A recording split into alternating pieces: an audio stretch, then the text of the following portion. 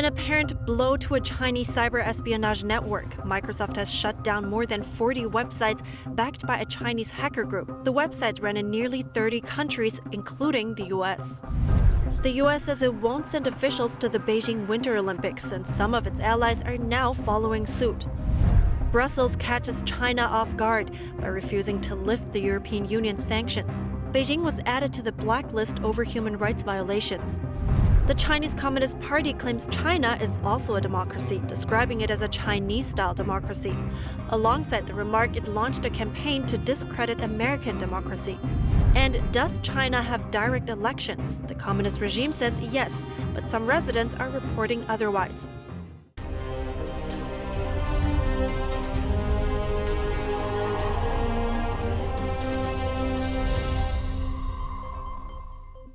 Hello and welcome to China in Focus. I'm Evelyn Lee, in for Tiffany today. China's cyber spying network has taken a hit. Microsoft said on Monday that it had seized 42 websites from a state-backed Chinese hacking group known as Nickel or APT-15. The group was likely using the websites to gather intelligence from foreign ministries, think tanks, and human rights organizations. Microsoft received permission from a U.S. federal court to seize these sites. The hackers targeted the U.S. and nearly 30 other countries across the globe. Microsoft has been tracking Nickel since 2016 and analyzing its hacking activities since 2019.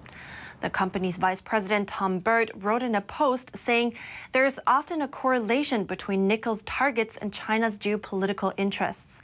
Microsoft found Nickel's attacks used third-party VPNs or stolen credentials collected from spear phishing campaigns. Spear phishing is when hackers pose as trusted sources to scam people and businesses for personal data. Microsoft says Nickel's attacks are highly sophisticated, but the company adds there is nearly always one goal: to install unobtrusive malware that allows for surveillance and data theft. In less than 2 months, the 2022 Winter Olympics will open in Beijing. But the pandemic isn't the only thing casting a shadow on the event.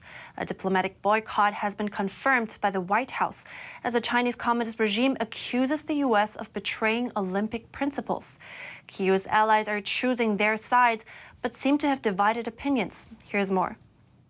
The U.S. announced on Monday that its officials will boycott the Beijing Winter Olympics, citing China's human rights abuses, including genocide against minority Muslims in China's Xinjiang region, though U.S. athletes are free to travel there and compete. In Beijing, China's foreign ministry spokesman said in a media briefing that Beijing opposes the diplomatic boycott and promised resolute countermeasures for the U.S. in response. He didn't give further details. Following America's lead, Australia has also decided not to send officials to China for the Winter Games. Canada, Britain, the Netherlands, and Japan say they're still considering their positions. New Zealand noted it wouldn't send officials to Beijing, but added the decision was based largely on pandemic concerns. France explained there will be a coordinated action within the European Union to tackle the issue, while the incoming German foreign minister is the latest senior figure to float the idea of boycott. Despite their positions, the EU remains hesitant. In the face of growing calls from human rights groups, International Olympic Committee President Thomas Bach defended the choice to hold the Games in Beijing. He said on Monday that the Olympics cannot solve problems that generations of politicians have not solved. It seems Beijing may have misjudged Brussels. The European Union has decided to extend sanctions on Chinese officials and entities and keep China on its blacklist of human rights violators. The head of the European Parliament's delegation for China relations, Reinhard Bütikofer, confirmed that renewal on Monday. He says the sanctions will be extended through the end of next year.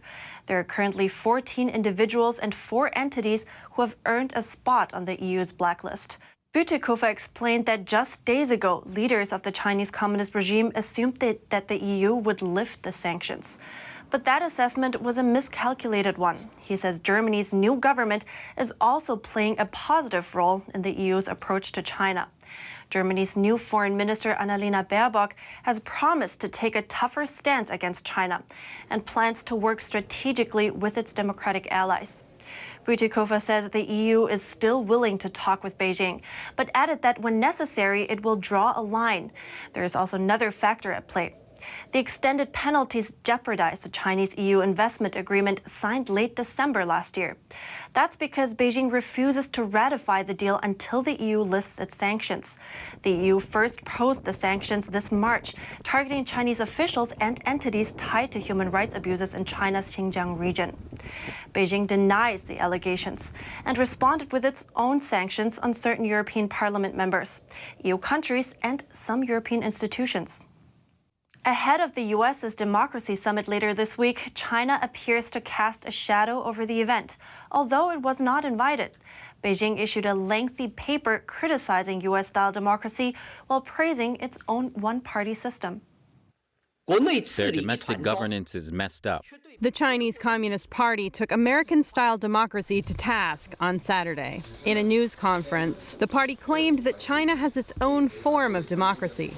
And the party says that its form is superior in a white paper titled China, Democracy That Works. In the white paper, the Communist Party praises the so-called virtues of its one-party model, calling it socialist democracy. The white paper says democracy and dictatorship are not contradictory because they are both to ensure that the people are the owners of the country. The CCP goes on to say suppressing the very few is to protect the majority, and dictatorship is a tool to achieve democracy. The paper then sharply criticizes what it calls U.S.-style democracy, calling it a game of money politics and rule of the few over the many.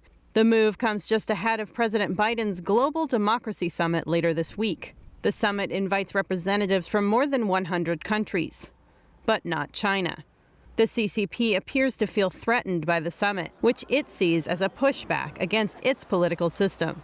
CCP officials hit back, saying the summit divides countries and points fingers at others. The White House slammed the criticism. Press Secretary Jen Psaki said the summit discusses ways to stand up for democracy around the world and, quote, "That's nothing we're going to apologize for." Beijing is trying to portray its system as more effective than the U.S. model. But some netizens question if the CCP really represents the majority of Chinese people. One netizen says, at least 1 billion or so of the population likely don't belong to the CCP's classification of people. In China, direct elections are limited largely to the township and county levels. That's where voters cast ballots directly for their preferred candidates. But even at those lower levels, some candidates and voters claim their voices are being silenced. Residents in southwest China reveal what they see as the ugly truth about their elections, an opportunity to trade power and wealth. Let's take a look. Last month, southwest China's Chengdu City held an election for local representatives to the National People's Congress. But on Monday, some residents revealed major concerns about the authenticity of the voting process. One resident told us locals are only given the option to vote for officials she described as corrupt, and those designated by the Chinese regime. She added that some officials also bribed residents for votes. To protect her identity, we've given her a pseudonym. The Communist Party faked the election. They wrote their people's names in as candidates. They selected their own people, and there were no official seals. Some voters did it to get 30 yuan in return, and some got 20 yuan. Others got 10 yuan here after voting for designated officials. I didn't go to vote at all. They were told which boxes to check, which names to circle. These people are corrupt officials who have been harming the country and the people. They crossed out the names of all human rights defenders, and none of them were elected. Another resident recounted a similar experience. Candidates here for the People's Congress election tried to get more votes, so they offered 10 yuan to each person who voted for them. And when the voters were given the ballots, the candidates' names had already been filled in. Lee says none of the officials, called people's representatives, help solve local problems. She described how many houses in the city had been forcibly ripped down, leaving residents homeless. But when the victims went to officials at various levels of the party to defend their rights, they received no help or aid. Instead, authorities arrested the petitioners and even sentenced some of them to prison. What's more, another resident told us one of the election's highest vote-getters is an official who had been reported multiple times for corruption. A voting station in communist China can look like this. Two officials with rifles at each side of the ballot box. This is from Luying village in northern China's Shandong province. The banner in the picture says election of the 12th Residence Committee of Luying village. In China, some localities hold elections in order to show there is democracy. But the candidates are appointed by the Chinese Communist Party. People who run themselves and don't align with the party will be suppressed. A netizen mocked this election scene, saying, "This shows vividly what full process democracy is." CCP leader Xi Jinping created the term full process democracy. He said Chinese-style full process democracy is an all-round and full-covering democracy, and that it ensures the people's rights to know the true information, participate in the affair of the state, express their opinions, and supervise the government. Another netizen said this picture truly portrays CCP-style democracy, and that it should be sent to the whole world. Beijing may be throwing its weight around ahead of an election for the National People's Congress.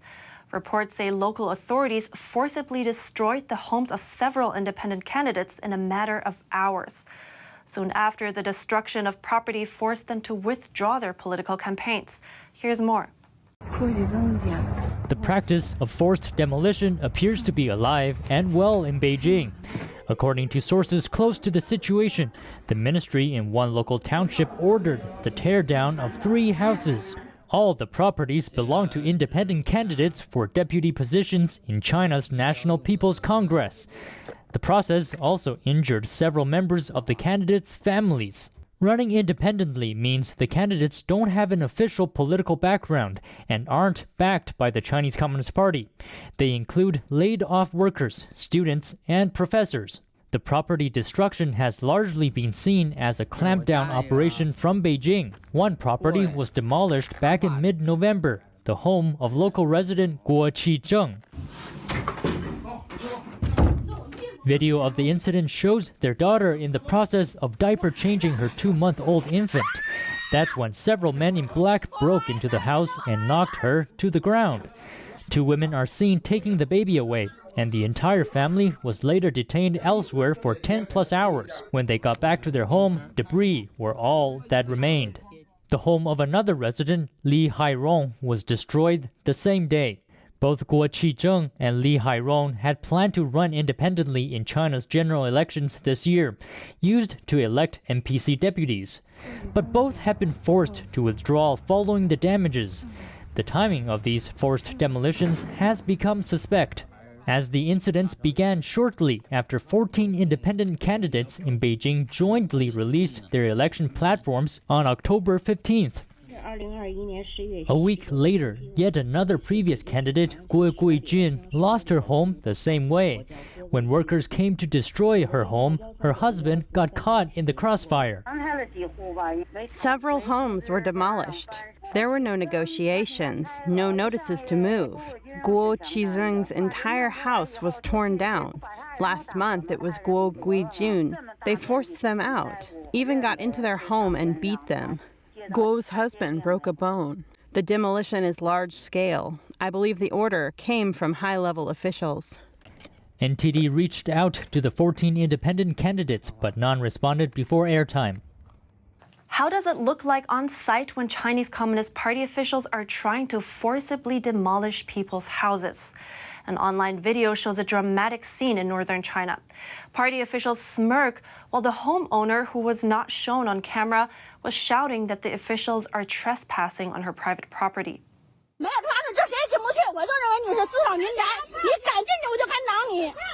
This is what the officials said in response.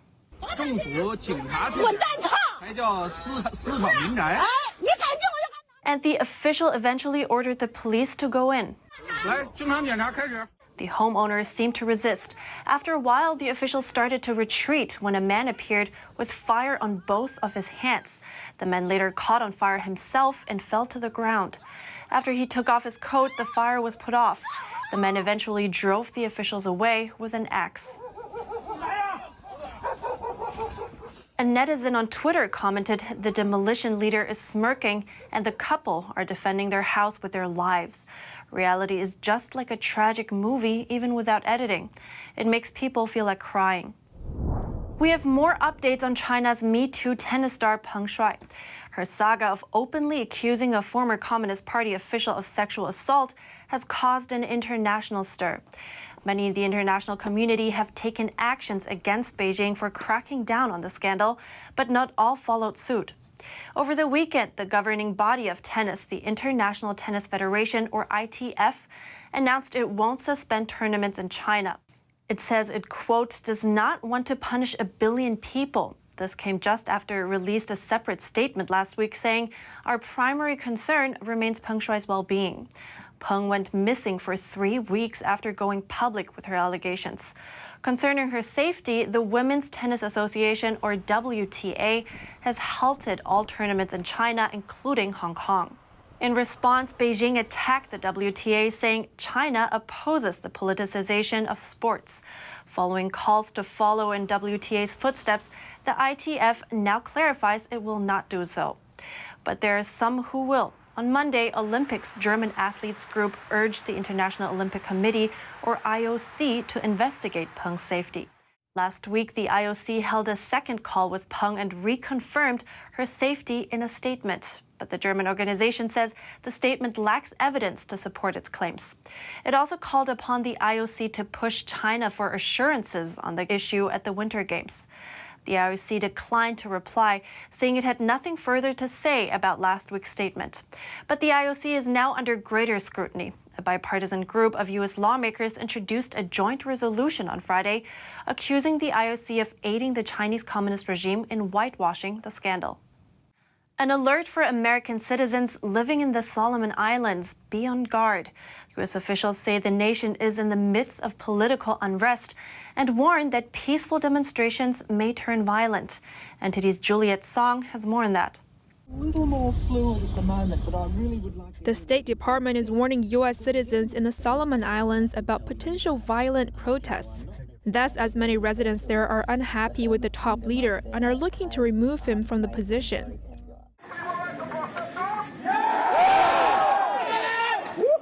Protesters took to the streets weeks ago, asking the prime minister to resign. Later, the peaceful protests turned violent, killing 4 residents. The Solomon Islands is a nation northeast of Australia, and even though it sits far away from the continental United States, it's a point of contention between Beijing, the U.S., and America's allies. That has to do with the island's location. An expert says if Beijing could control the Solomon Islands, it could isolate Australia from the U.S. and the rest of Asia. And then Beijing could further dominate the Southwest and the South Pacific. Aside from its strategic location, the Solomon Islands also has several deep water seaports, making it an ideal military base. Back in World War II, the nation served as a critical battlefield between the Allies and Japan. And it took American soldiers half a year to seize a major island there from the Japanese. The process was known as the Battle of Guadalcanal. This was a Japanese camp.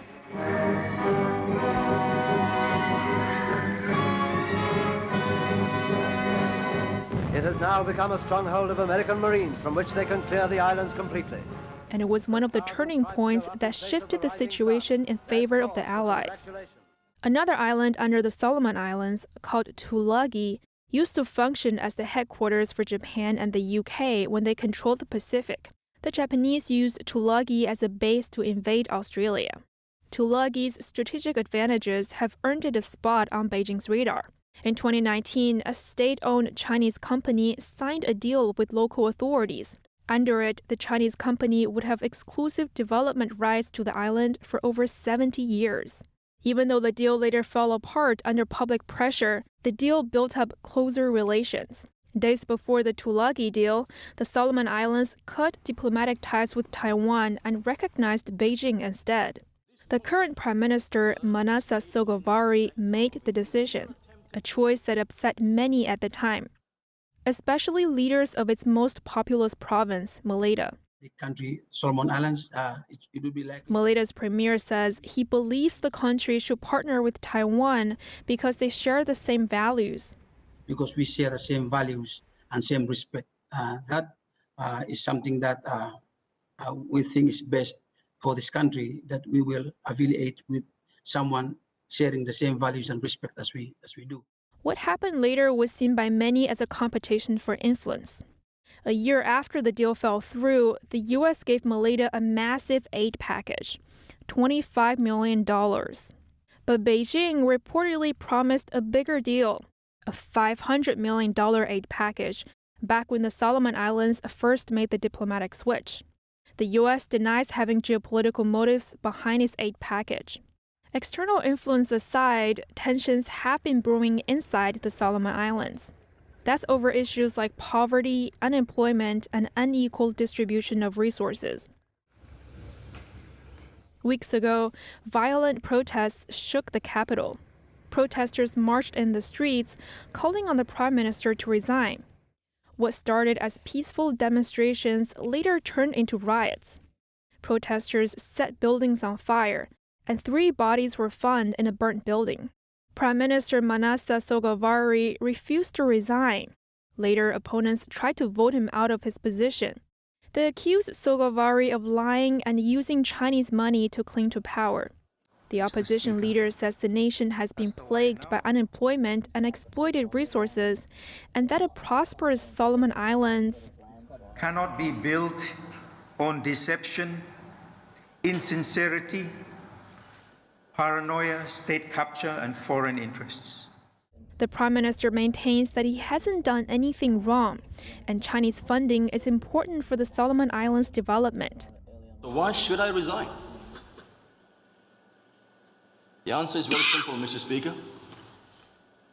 It is because I was elected by the members of Parliament. So, the members of Parliament represent their people.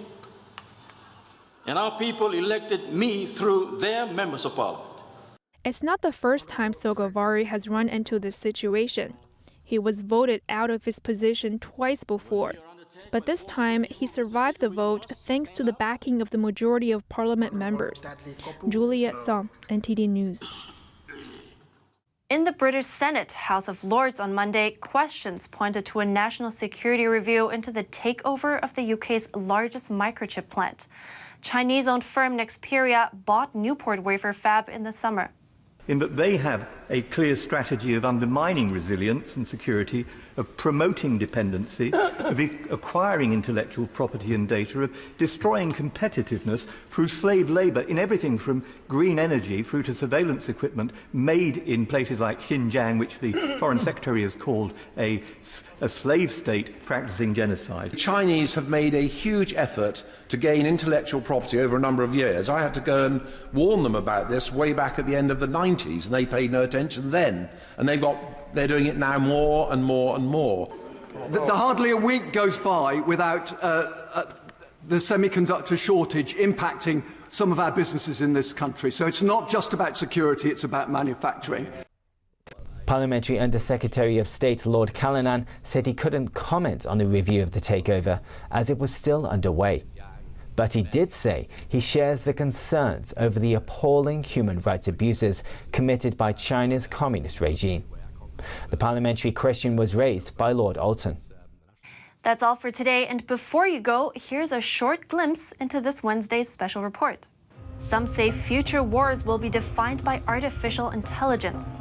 Whichever nation harnesses AI first will have a decisive advantage on the battlefield for many, many years.